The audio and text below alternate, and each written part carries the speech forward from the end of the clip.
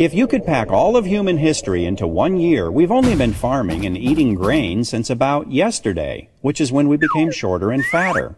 We only started consuming processed vegetable oils about 10 minutes ago, which is when heart disease became our #1 killer. So after examining all this human history, the experts came to the obvious conclusion. We need to eat a lot more of these. And so they convinced us that human health depends on foods we didn't eat for more than 99% of our entire existence. How did this happen?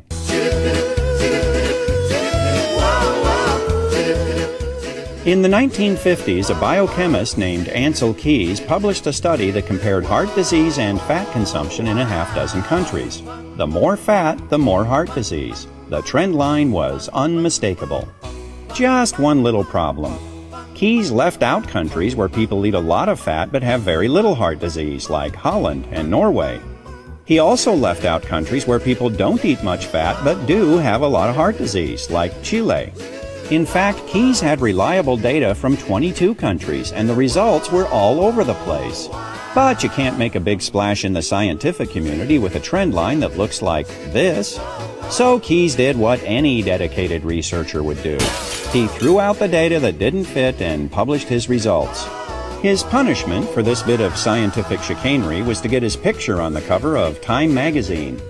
Keys became known as the father of the lipid hypothesis, which says that eating saturated fat raises the cholesterol in your blood, and high cholesterol in your blood clogs your arteries and causes heart disease.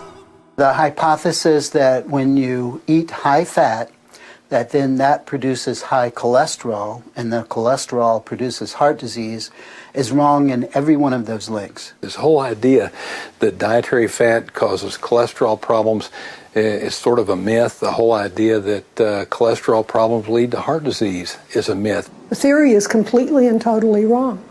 It was a theory that was made out of whole cloth and then pushed. The term artery clogging saturated fat, it's as though it's all one word. It's become part of the zeitgeist. Everybody knows saturated fat is bad for you, but when you get back and you start looking at the medical literature and you root back through to find out where this whole idea came from, it's bogus.